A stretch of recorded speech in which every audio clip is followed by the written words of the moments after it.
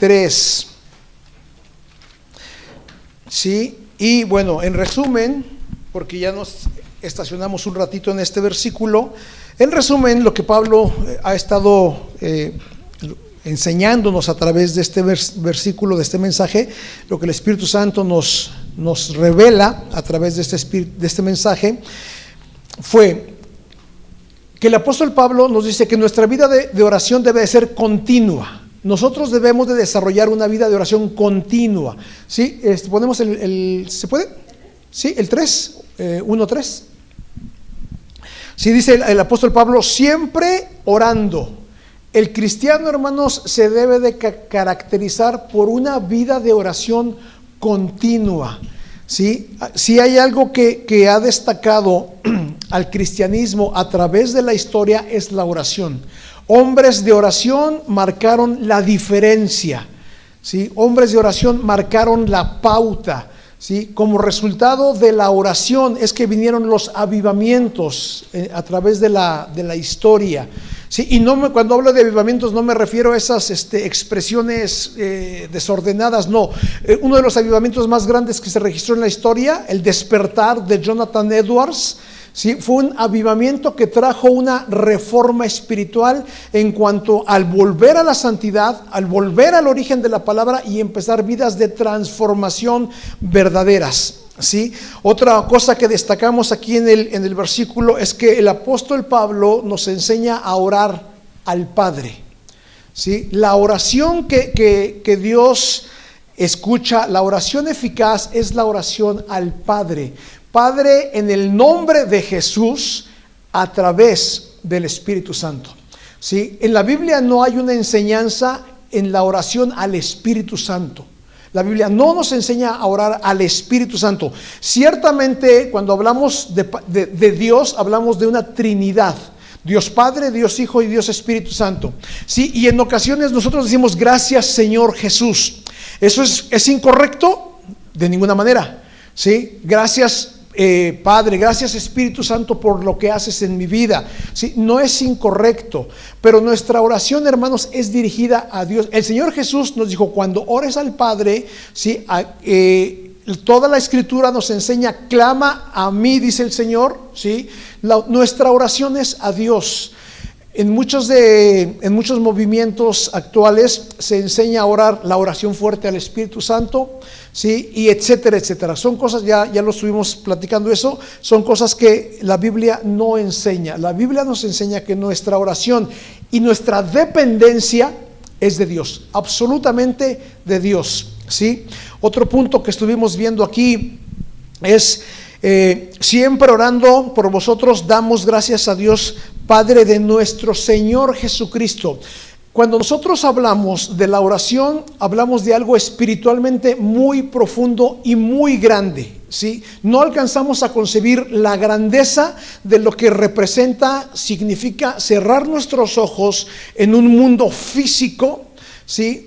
O concentrarnos y salir de un mundo físico para presentarnos directamente delante del trono de la gracia. ¿Sí? Cuando yo estoy orando, hermanos, estoy, como dice la palabra, bueno, esta palabra no está en la Biblia, es latín, coram deo. ¿Qué significa? Frente al rostro de Dios.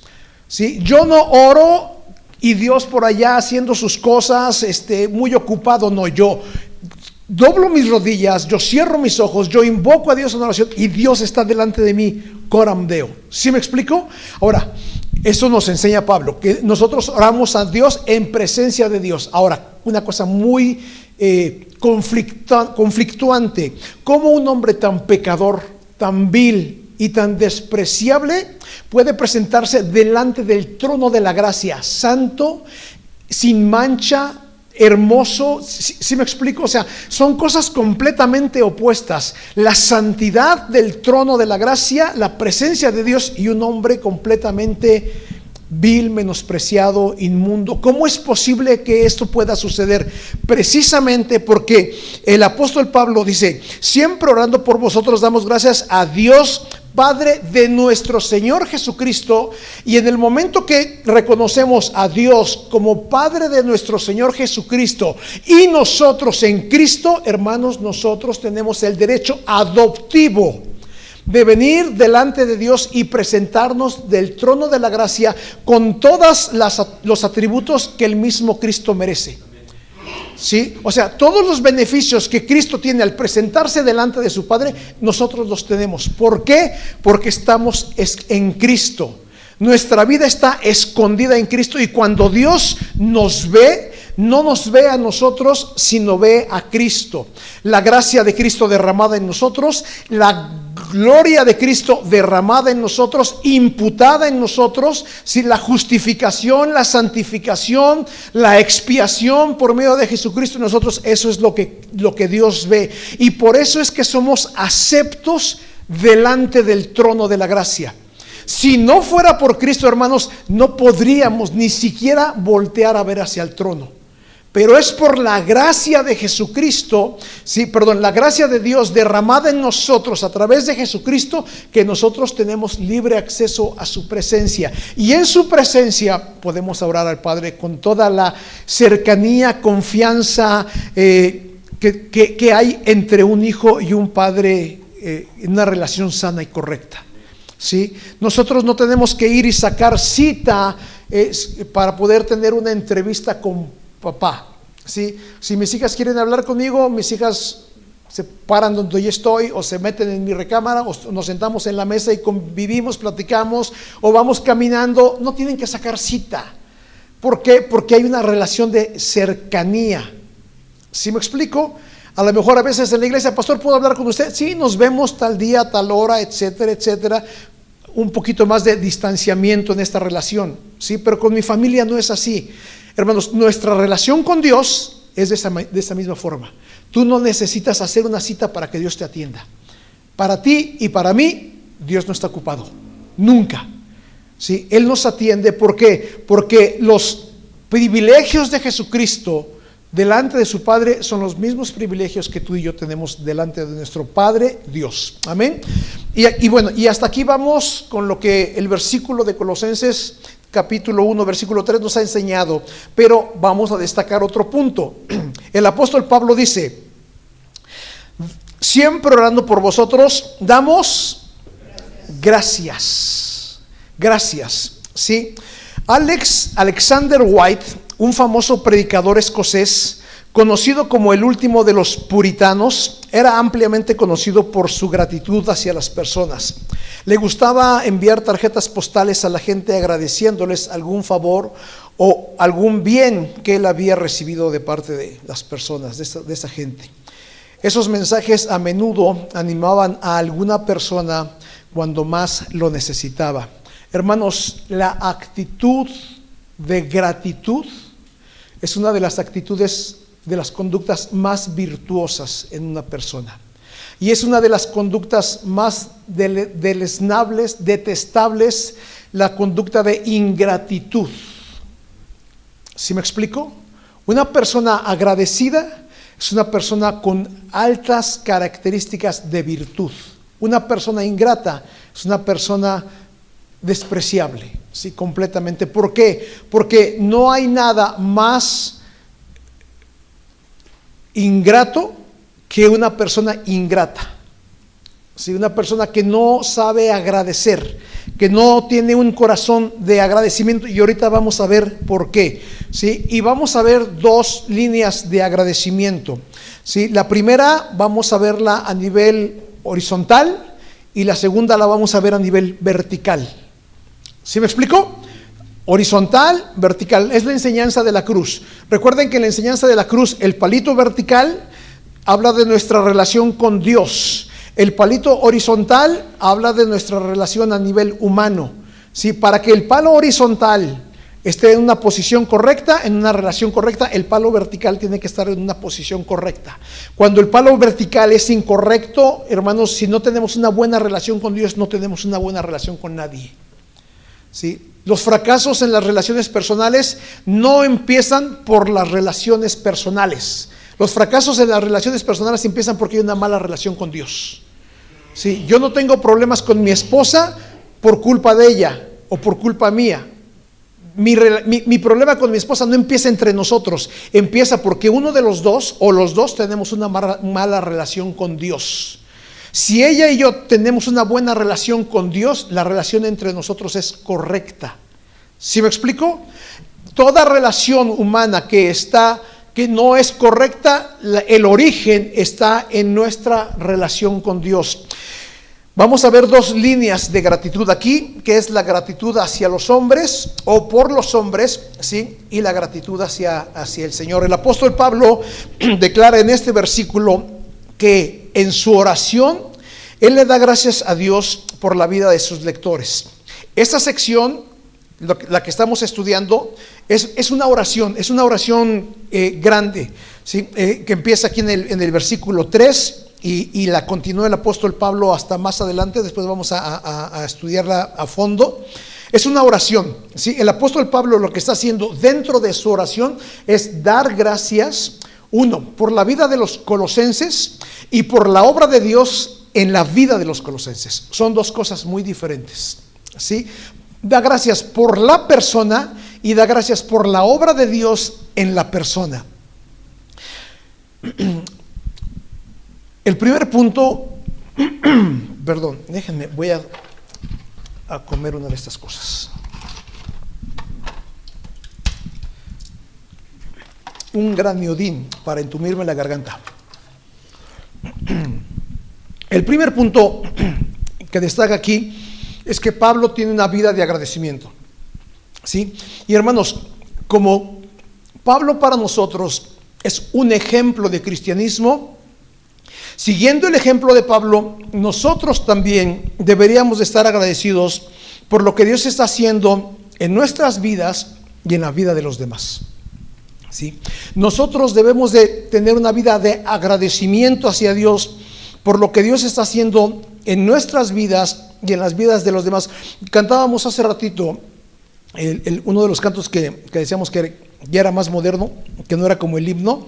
Empieza: quiero expresar mi gratitud, ¿sí? A aquel que ha hecho todo, aquel que ha dado todo, aquel que, hermanos, nuestra gratitud, nuestra primera gratitud siempre debe de ser hacia Dios.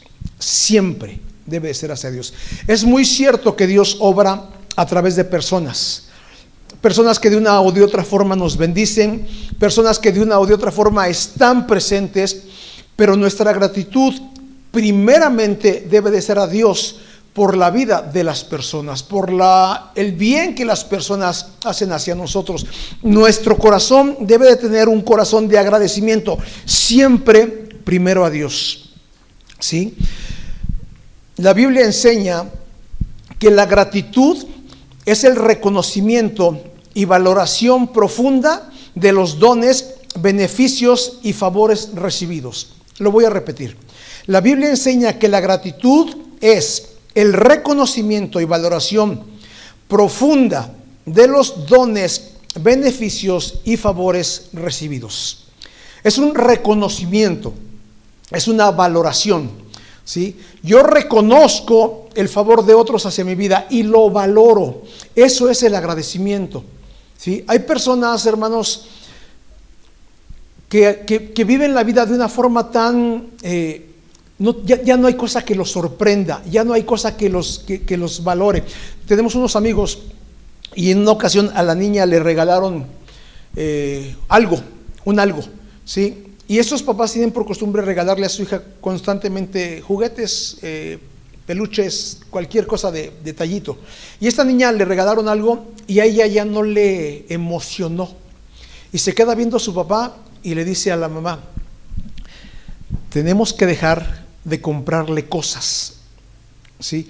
Porque ya no está apreciando el valor de algo regalado, del objeto.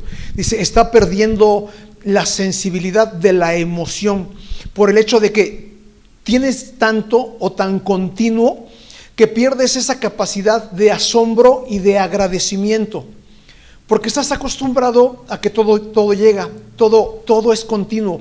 Hermanos, Dios trae a nuestras vidas pruebas, tribulaciones, tiempos de necesidad, desiertos en nuestras vidas, para que aprendamos, uno, a valorar, y dos, a agradecer. ¿Sí? ¿Por qué? Porque para que haya un milagro, ¿sí?, se necesita una necesidad. Para que Dios haga un milagro de provisión, necesitas una necesidad. Dios no va a hacer un milagro de provisión en alguien que no tiene necesidad de provisión. Para esa persona ya no es un milagro. Pero una persona que está carente, por eso dice que al que tiene hambre, hasta lo amargo le sabe dulce. Al hambriento hasta lo amargo le sabe dulce. El que tiene saciedad de todo, hermano, difícilmente tiene un corazón de agradecimiento. Y vamos a ver el peligro ahorita. Vamos a ver el peligro de dejar de tener un corazón de agradecimiento. ¿Sí? ¿Por qué? Porque eso no termina nada más a que, bueno, se volvió ingrato. Pues ya qué. No, hermanos. Un corazón de ingratitud va a terminar en un corazón de idolatría. Ahorita vamos a ver cuál es el proceso. Sí, repito, la Biblia enseña que la gratitud es el reconocimiento y valoración profunda de los dones, beneficios y favores recibidos, principalmente de Dios, pero también de las personas. ¿Sí? No se limita a un simple sentimiento o cortesía, sino que es una virtud. El agradecimiento es una virtud, ¿sí?, y un estilo de vida. Hermanos, el que es agradecido, es agradecido. ¿Por qué? Porque es una virtud, y una virtud es algo inherente a la persona. Es algo que está dentro de la persona. ¿Sí me explico? Una virtud es una característica de la persona. Personas ingratas siempre van a ser ingratas. Personas con una característica de gratitud son personas que siempre tienen un corazón de agradecimiento. Porque es una virtud, como dice aquí el punto, es una virtud y es un estilo de vida. El ser agradecido es parte de un estilo de vida. Hermanos, decir gracias, y no nada más decirlo de dientes para afuera, sino tener un corazón de humildad, de reconocimiento hacia la persona que nos hace el favor, o Dios, que es el dispensador de los dones, ¿sí? Y tener un corazón y una actitud de agradecimiento es algo que se forma, se forja en el corazón de la persona. Un niño no nace con corazón de agradecimiento. ¿Sí estamos de acuerdo? Un bebé no trae el corazón con el sentimiento grabado en su persona de agradecimiento. Hay que formarlo, hay que educarlo. Por eso siempre que, en el caso de los que criamos hijos, cuando reciben algo les decimos, ¿cómo se dice? ¿Sí? ¿Cómo se dice? Y el hijo esperamos que el hijo diga gracias, ¿sí? Pero no nada más tiene que ser un gracias de dientes para afuera, sino debe de haber una actitud de agradecimiento. Una actitud de agradecimiento tiene que ver con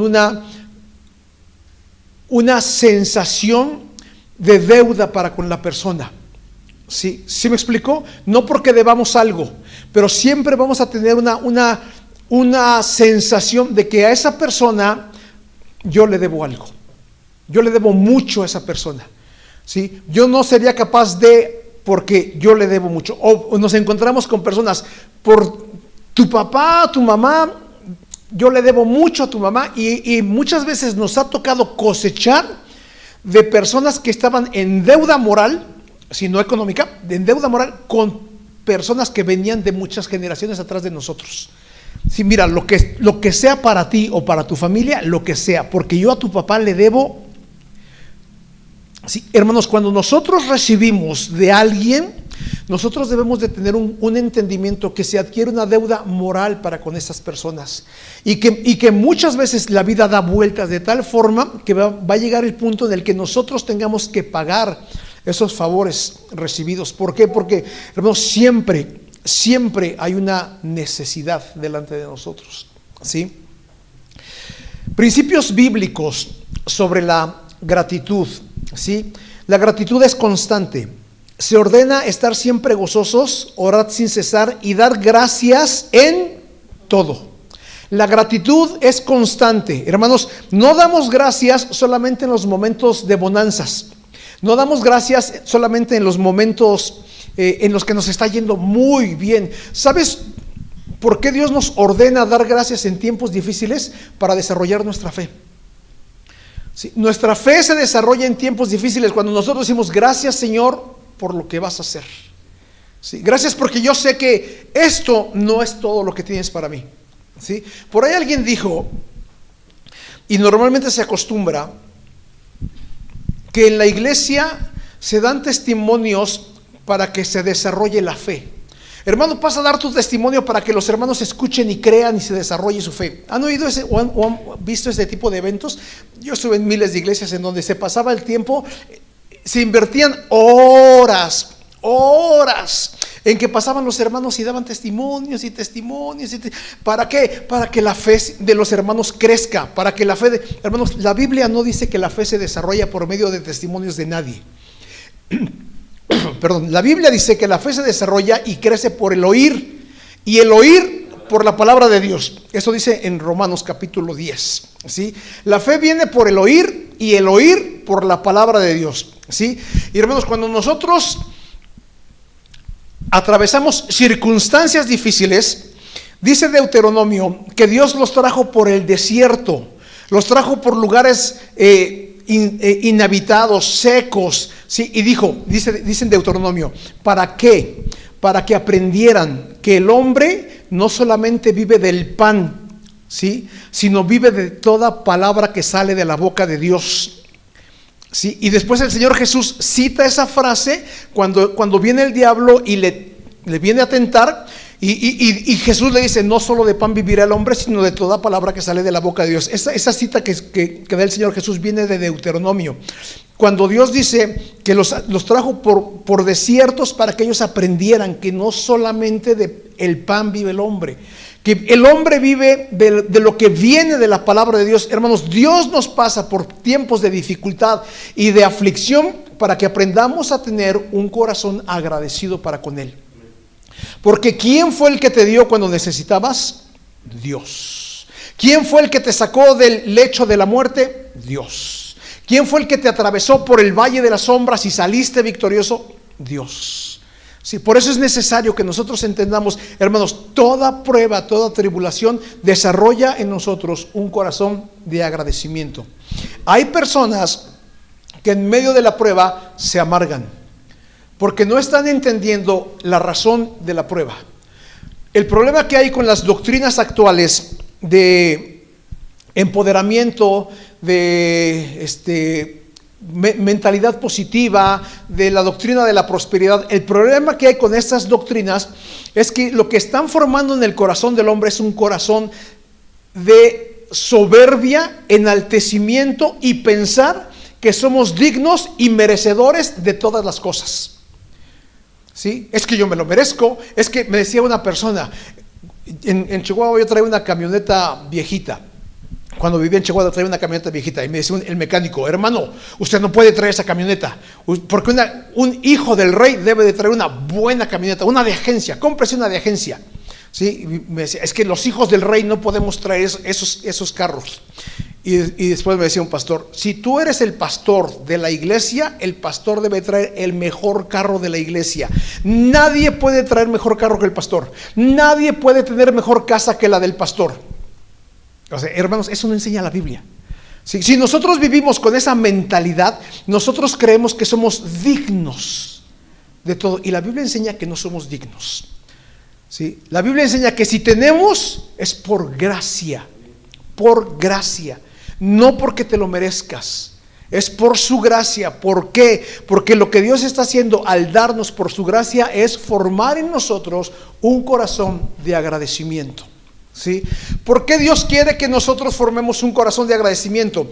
¿Por qué? Porque al agradecerle a Dios, hermanos, nosotros exaltamos su nombre, glorificamos su nombre, bendecimos su nombre, adoramos su nombre. Y el que es exaltado es Dios, porque Él es digno. Sí, creo que ya les platiqué en una ocasión.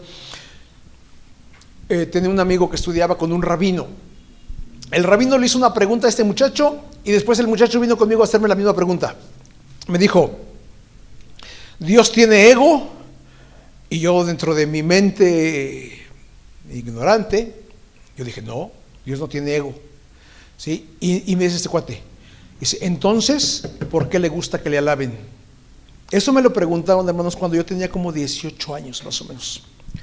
¿Por qué le gusta que le alaben? Si no tiene ego, ¿por qué le gusta que le alaben? Yo decía que era cristiano en aquellas fechas, yo iba a la iglesia desde chico.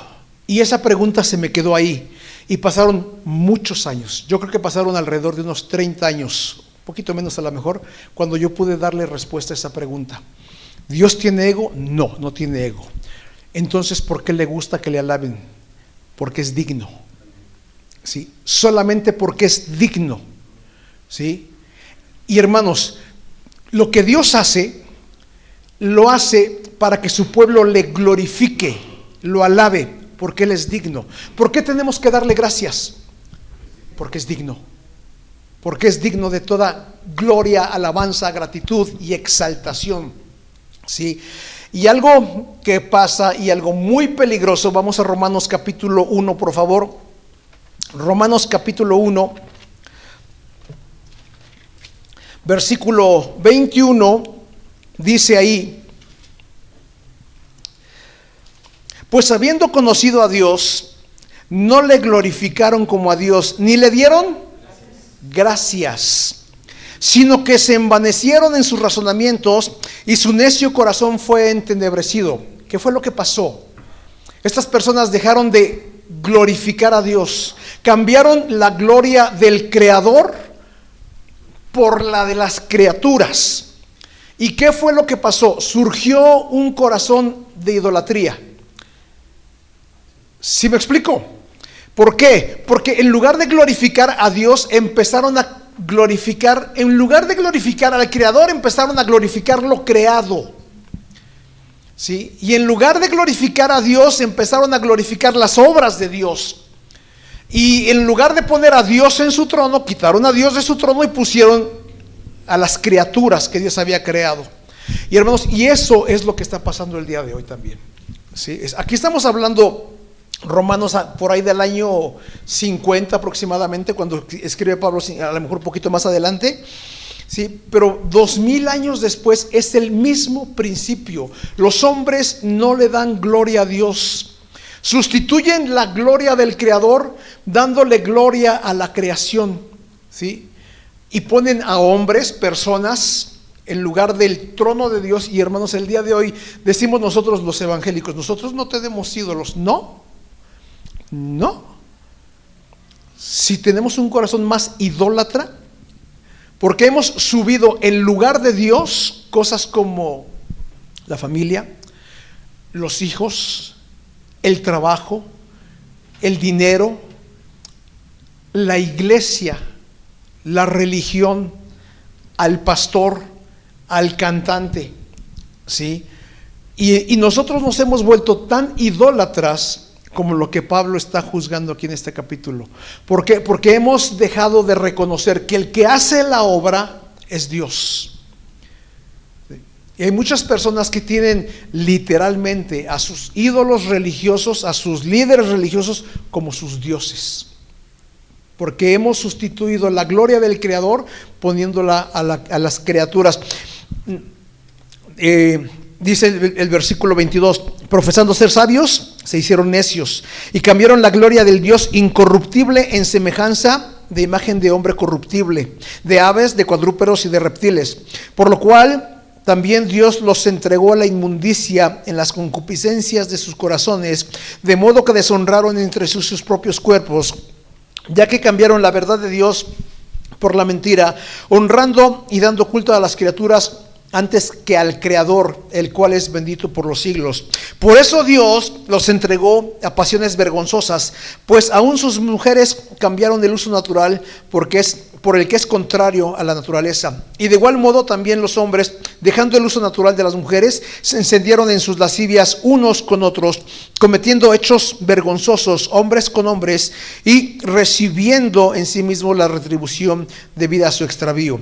Y como ellos no aprobaron tener en cuenta a Dios, Dios los entregó a una mente reprobada para hacer cosas que no convienen, estando atestados de toda injusticia, fornicación, perversidad, avaricia, maldad, llenos de envidias, homicidios, contiendas, engaños y malignidades, murmuradores, detractores, aborrecedores de Dios, injuriosos, soberbios, altivos, inventores de males, desobedientes a los padres, necios, desleales, sin afecto natural, implacables, sin misericordia, quienes habiendo entendido el juicio de Dios, que los que practican tales cosas son dignos de muerte, no solo las hacen, sino que también se complacen con las que la practican. Todo esto pasó, ¿por qué? Porque el versículo 21 dice, porque no le dieron gracias a Dios. Hermanos, no reconocer la grandeza del que da, ¿sí?, en este caso Dios, ¿sí?, nos va a llevar a una consecuencia de destrucción. ¿Por qué? Porque estamos quitando la gloria de Dios de la gloria de Dios. Amén. Ahora, lo que Pablo nos está aquí instando es a dar gracias en todo tiempo y por lo que Dios está haciendo, tanto en nuestra vida como en la vida de las personas. Y también nos está exhortando Pablo a dar gracias por la vida de las personas. Porque también, hermanos, en la vida de las personas, la gloria de Dios, la bendición de Dios, el amor de Dios se está manifestando, ¿sí? Nosotros estamos dando gracias a Dios por las personas, por lo que Dios está haciendo en las personas y a través de las personas. Y tú puedes decir, hermano, pero yo tengo que darle gracias a Dios por el ingrato de mi vecino. Sí. ¿Pero por qué? ¿Por qué si lo único que está haciendo ese cuate es, me está haciendo la vida de cuadritos? Exactamente. La vida de cuadritos que te está haciendo es la vida que Dios está formando en ti. Está puliendo tu carácter, está puliendo tu santidad, te está llevando a la estatura del varón perfecto. Hermanos, todo lo que pasa alrededor de nuestras vidas, absolutamente todo, obra para bien de los que amamos al Señor. ¿Sí? Por eso es tan necesario que en nuestra vida haya personas que nos motiven, nos alienten, pero también haya personas que nos hagan la vida muy difícil. Muy difícil, porque esas personas son instrumento de Dios. Y por eso nosotros tenemos que decir, bueno, Señor, también te doy gracias por la vida de, ¿sí? Y bendice, ¿sí? Y ahí te lo encargo, Señor, porque este es un instrumento en tus manos para mi perfeccionamiento, ¿sí? Así es que, por favor, que dure mucho, ¿sí? Alárgale la vida porque todavía me falta mucho. ¿Sí me explico? Por eso es que, hermanos, tenemos que aprender a dar gracias a Dios en todo, ¿sí? Tenemos el ejemplo de Jesús. Al sanar a los 10 leprosos, Jesús valoró profundamente la gratitud, mostrando decepción ante la ingratitud de la mayoría y celebrando la acción de gracias del único samaritano, ¿sí?, que volvió, ni siquiera judío, samaritano leproso, que fue el único que se regresó delante del Señor y dijo, gracias, lo adoró. Y los otros, tal cual, ¿sí?, se fueron a su casa y como si nada. Beneficios espirituales de la gratitud. Ser agradecidos protege contra la envidia, ¿sí? Ser agradecidos nos protege contra la envidia. El resentimiento transforma los desafíos en oportunidades de crecimiento.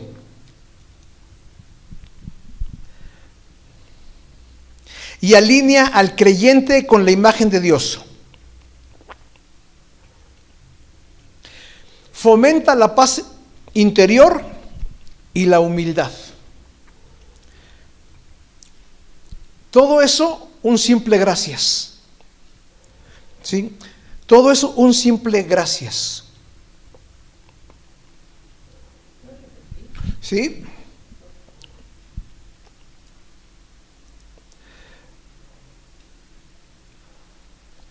Ser agradecido protege contra la envidia, el resentimiento, transforma los desafíos en oportunidades de crecimiento y alinea al creyente con la imagen de Dios. Fomenta la paz interior y la humildad. La Biblia presenta la gratitud como una voluntad fundamental de Dios, ¿sí? En la voluntad de Dios está el que nosotros seamos agradecidos. Una característica esencial de la vida cristiana, instando a creyentes a ser agradecidos en todas las circunstancias, tanto en la prosperidad como en el sufrimiento. Sí, 1 Tesalonicenses 5:18. 1 Tesalonicenses 5:18. Dice: dad gracias a Dios en todo, porque esta es la voluntad de Dios para con vosotros en Cristo Jesús. Hermanos, una de las preguntas más continuas cuando la gente se acerca con consejería: ¿cómo puedo yo saber la voluntad de Dios? Es bien sencillo, ¿sí? Esa es una de las manifestaciones bíblicas de qué es la voluntad de Dios, ¿sí? La voluntad de Dios es que nosotros seamos agradecidos. Esta actitud no es solo un buen modelo social, sino una respuesta espiritual que reconoce que toda buena dádiva proviene de Dios. Toda buena dádiva y todo don perfecto provienen de lo alto, ¿sí? Y hermanos, ser agradecido es un reconocimiento de que estamos conscientes de que lo que tenemos, lo tenemos por parte de Dios. En segundo punto, vamos a hablar de la salvación. Vamos a hablar de la obra de Dios, de la gratitud que el apóstol Pablo está expresando por la obra de Dios en la vida de los colosenses. Y lo que Pablo está haciendo, hermanos, al orar Pablo por lo que Dios está haciendo en la vida de los colosenses, está anulando toda obra de los colosenses. ¿Sí me explico? ¿Por qué? Dice Pablo: yo doy gracias por lo que Dios está haciendo en vosotros. Al decir lo que Dios está haciendo, está literalmente anulando lo que los colosenses pudieran hacer. Sí, porque Pablo está reconociendo que si hay algo en ellos es por Dios, no es por los mismos colosenses. ¿Sí? Pablo dirige toda la atención hacia Dios, reconociendo que la obra de salvación que se había realizado en medio de ellos era únicamente atribuida a la gracia divina. Únicamente. Hermanos, si nosotros entendemos que lo que Dios ha hecho en nosotros es únicamente por su gracia y únicamente en Él, ¿sí? Nosotros deberíamos de tener un corazón muy agradecido para con Dios, ¿sí? Porque si tú eres salvo, no eres salvo por tu decisión, sino por su elección, ¿sí?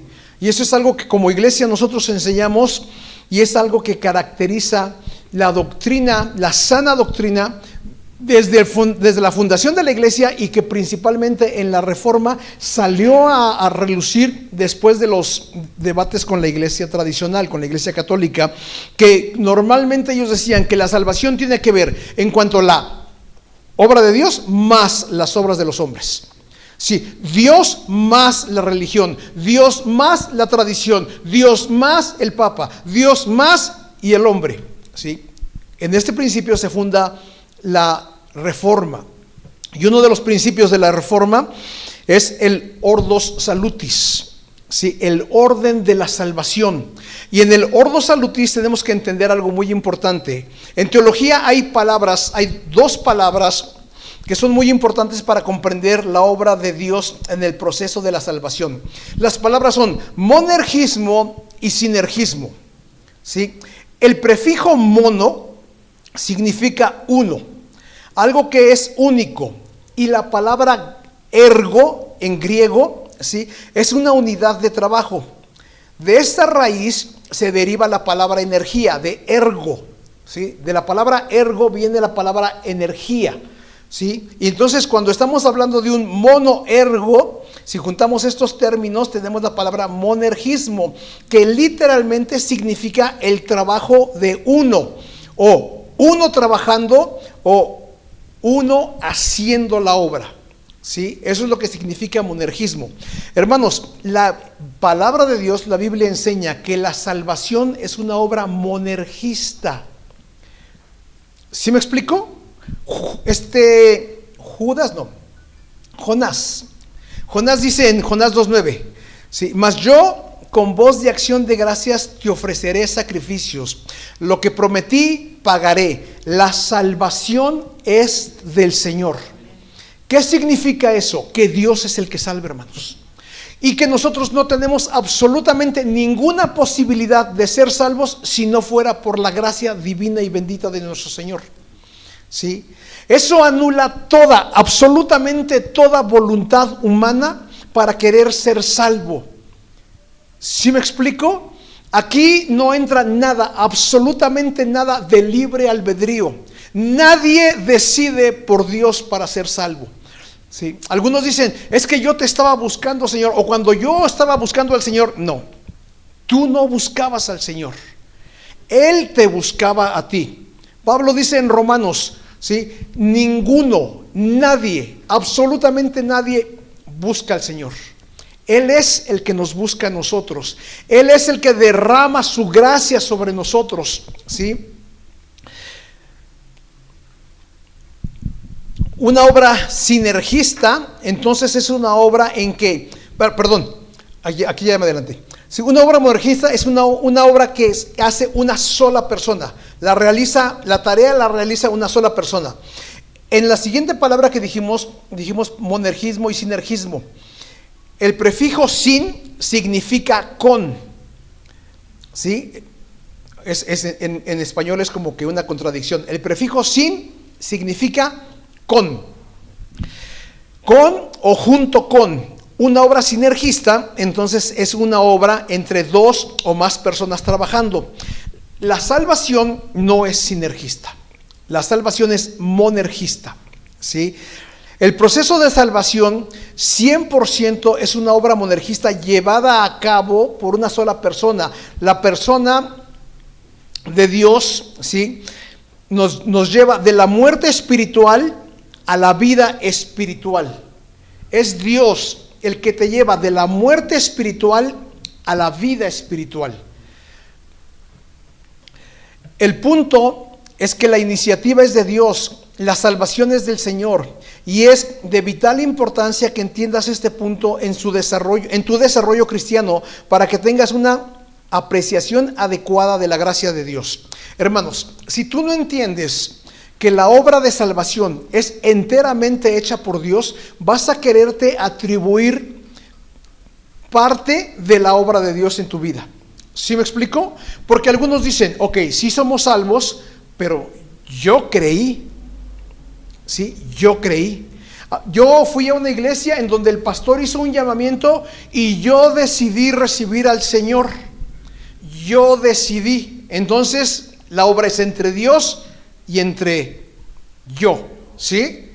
Pero la Biblia anula esos argumentos, porque la Biblia dice en Efesios capítulo 2, ¿sí? Que si nosotros creemos es por la fe, y la fe es un don de Dios, ¿sí? Y en Romanos dice que nosotros venimos por la fe al arrepentimiento, y el arrepentimiento también es un don de Dios, ¿sí? O sea que mira, hermano, Dios te llamó, amén. Dios te dio el don para creer, no fuiste tú el que creyó, amén. Después Dios te dio el don del arrepentimiento, te arrepentiste y Dios te dio la salvación. ¿En dónde interveniste tú? En cuando yo pasé al frente, pastor, ahí fue donde yo intervine. Sí, bueno, bíblicamente, hermanos, bíblicamente no hay ningún respaldo bíblico para decir que la oración de fe del incrédulo es el acto por el cual Dios salva a la persona. No. Nadie hace una oración para ser salvo, porque si no, entonces sería la gracia más la oración. Y no. Entonces, ¿cómo recibo la salvación? La recibimos, fíjense, el ordo salutis. Primero, la regeneración precede a la fe. ¿Qué significa esto? Que primero Dios me resucita cuando yo estaba muerto. Sí, porque Pablo dice en Efesios capítulo 2 que estamos muertos de nuestros delitos y pecados. Muertos, literalmente muertos. ¿Qué significa eso? Que no tienes ninguna reacción ni ninguna respuesta. ¿Sí? Y si estamos muertos en nuestros delitos y pecados, ¿cómo vamos nosotros a responderle a Dios? Entonces, ¿qué es lo que hace? El Señor decretó, y este es decreto divino, que las personas únicamente se van a salvar por el Evangelio, por escuchar el Evangelio. Hermanos, la psicología no salva, un mensaje de positivismo no salva, un mensaje de animación, de etcétera, no salva. Las personas se salvan por el Evangelio. El Evangelio es predicado, la persona al escuchar con sus oídos físicos, escucha el Evangelio y el Espíritu Santo produce dentro de él un milagro más grande que cuando Dios te dio la vida, cuando tus papás te gestaron. Este milagro se llama la regeneración y es el milagro más grande dentro de las Escrituras. Es el darte vida nuevamente y poner dentro de ti un corazón de carne. ¿Sí me explico? Ese es el milagro de la regeneración y ese es el primer proceso por el cual nosotros pasamos. Cuando nosotros tenemos vida, ahora sí, viene el don de la fe para que tú creas el mensaje que escuchaste de salvación, que es el Evangelio. ¿Qué dice el Evangelio? El Evangelio no dice Dios tiene un plan maravilloso para tu vida. ¿Sí? Eso no dice el Evangelio. El Evangelio dice que estamos en pecado. Y por causa del pecado estamos separados de Dios. Pero Dios muestra su amor para con nosotros en que siendo aún pecadores, Cristo murió por nosotros. La primera noticia del Evangelio no es una buena noticia. La primera noticia del Evangelio es presentarte tu condición de pecado. Y en tu condición de pecado entonces viene el siguiente punto, que es la noticia de la reconciliación. ¿Sí? Cuando tú entiendes eso por la fe, que es el segundo punto, entonces tú debes de entender que para poderte reconciliar con Dios necesitas arrepentirte de tus pecados. Ese es el tercer punto. ¿Sí? Y el arrepentimiento también es un don de Dios. ¿Sí? Ahora, aquí viene una parte muy importante, porque si nos quedamos solamente aquí, estamos hablando de una doctrina que se llama pietismo. El pietismo es donde Dios hace todo y yo no hago nada. Yo nada más espero que Dios obre. Y la Biblia no enseña pietismo. Sí, perdón, quietismo. La Biblia no enseña quietismo. La Biblia enseña pietismo. El pietismo es en donde yo participo. Ahora, ¿cómo empiezo yo a participar si ya dije yo que la obra es completamente de Dios? La obra de santificación progresiva es una obra de pietismo y es una obra de sinergismo, en donde yo tengo una participación activa. Entendiendo que Dios ya me salvó, ahora la palabra dice, quien quiera venir en pos de mí, niéguese a sí mismo. Ahí sí tengo que ver yo, tome su cruz cada día y ahí sí le entro yo. Ahí es donde yo participo, ¿sí? En negarme a mí mismo, en tomar mi cruz y en seguir al Señor. Y ahí, hermanos, empieza la obra de santificación. Vamos a Romanos capítulo 8, por favor. Rápidamente, Romanos capítulo 8, versículo, creo que es 29, ahorita se los confirmo. Romanos 8,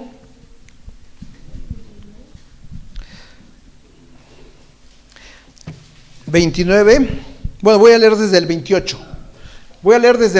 Romanos 8, 28. Y sabemos que los que aman a Dios, todas las cosas les ayudan a bien. Esto es, a los que conforme a su propósito son llamados. Porque a los que antes conoció, ¿cuándo los conoció?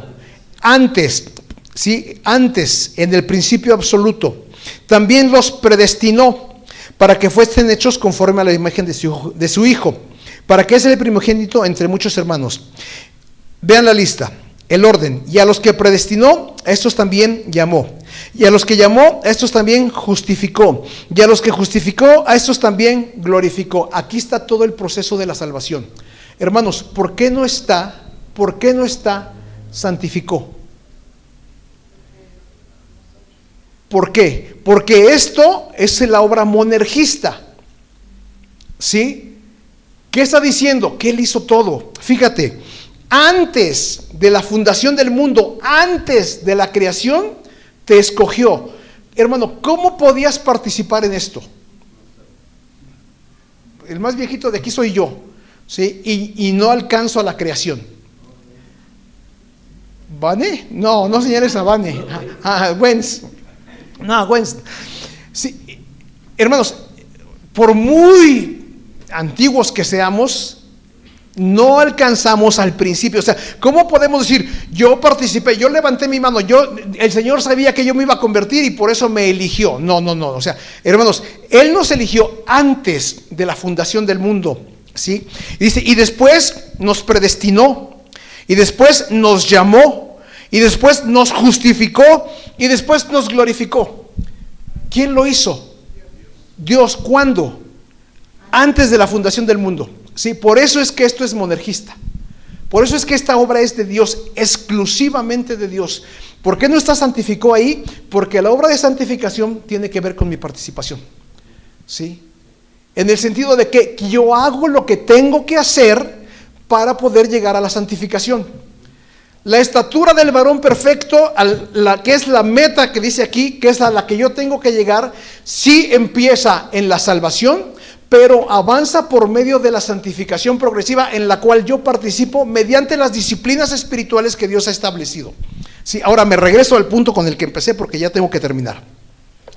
Sí, me desvió un poquito, pero fue un poquito, Hermanos, Pablo está